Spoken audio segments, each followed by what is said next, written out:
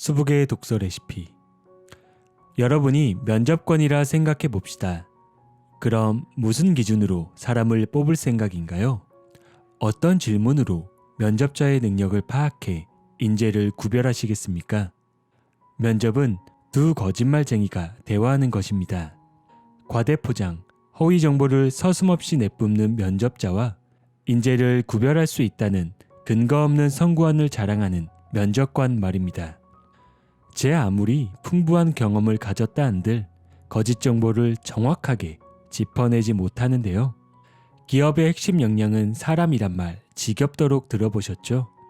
그런데 근거 없이 너무 추상적이지 않습니까? 인사이드 아웃은 그 추상을 구체화하여 채용하고 육성하며 관리하는 방법을 보다 설득력 있게 언급합니다. 러시아의 대문호 레프 톨스토이는 행복한 가정은 모두 비슷하고 불행한 가정은 제각기 이유가 다르다는 명언을 남겼습니다.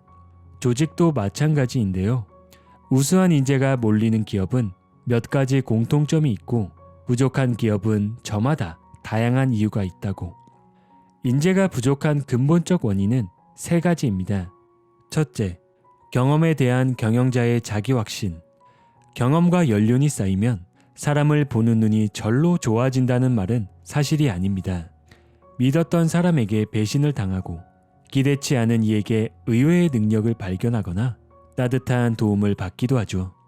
직무 경험이 쌓이면 업무와 관련된 지식과 전문성은 향상될 수 있습니다만 리더로서 갖춰야 할 사람에 대한 안목이 자연스럽게 향상되는 것은 아닙니다. 둘째, 사람에 대한 무관심. 직원에게 시간과 노력, 비용을 투자하지 않습니다. 한 예로 강의평가를 잘 받는 교수에게 그 비결을 물으면 대답은 의외로 간단합니다. 학생들에게 얼마나 시간을 쓰십니까? 다들 명품 인재를 얻고 싶어 합니다. 명품은 두 가지 속성이 있죠. 누구나 갖고 싶어 하는 독특한 가치. 다른 하나는 누구나 살 수 없기에 비싸서 구입을 주저한다는 것. 명품은 한마디로 비싸지만 가치 있는 것을 의미합니다. 뒤집어 생각하면 값싸고 좋은 명품은 없다는 것이죠. 노동력도 예외는 아닙니다. 값싼 노동력은 역량이 떨어지게 마련이고 역량이 뛰어난 사람은 비쌉니다. 기업들은 흔히 값싸고 좋은 인재를 찾지만 현실에 그런 인재는 없습니다. 셋째, 제도에 대한 집착.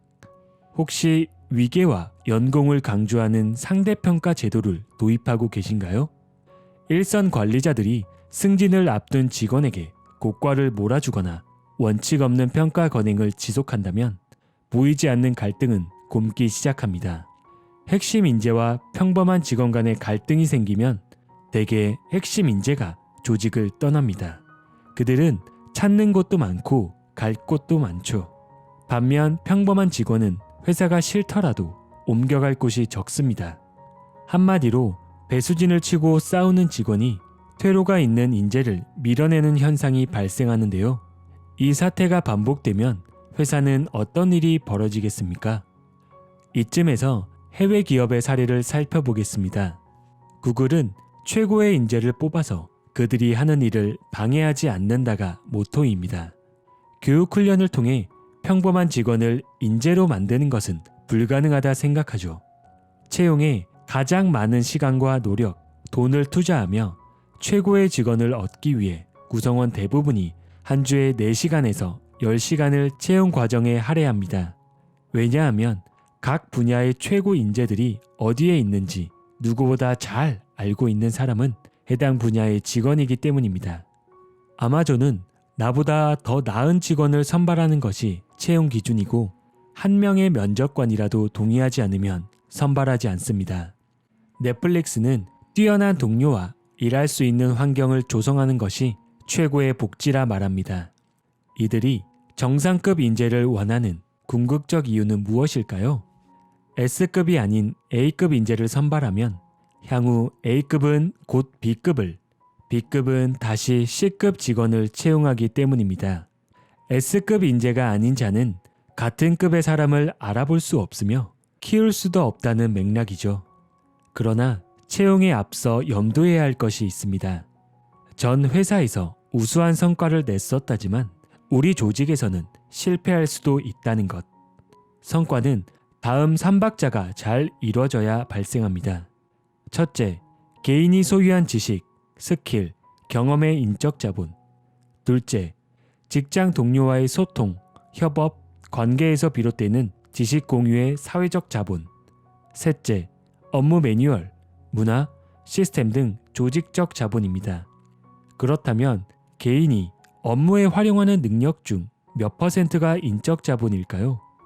외부 영입 인재의 성과 가운데 30%가 인적 자본이며 70%는 사회, 조직적 자본에서 결정된다 합니다. 이 말은 인적 자본이 부족한 직원이라도 사회적 자본이 많다면 그는 인적 자본이 풍부한 사람 못지않게 업무를 훌륭히 수행할 수 있다 볼 수 있죠. 다른 의미에서는 사회적, 조직적 자본이 풍부한 기업에서 일하던 이가 그렇지 않은 조직에 갔을 때 같은 성과를 낼 수 없다는 의미로도 해석할 수 있습니다. 한 예로 세계적인 축구선수 메시가 아르헨티나 국가대표팀에서 FC 바르셀로나에서만큼 성과를 내지 못하는 것도 바로 이런 이유입니다. 끝으로 애써 키워놓으면 떠날까봐 인적 자본에 투자하기 망설여지십니까? 하지만 그들이 존재하며 회사 내 만들어 놓은 사회적 조직적 자본은 고스란히 기업에 축적됩니다.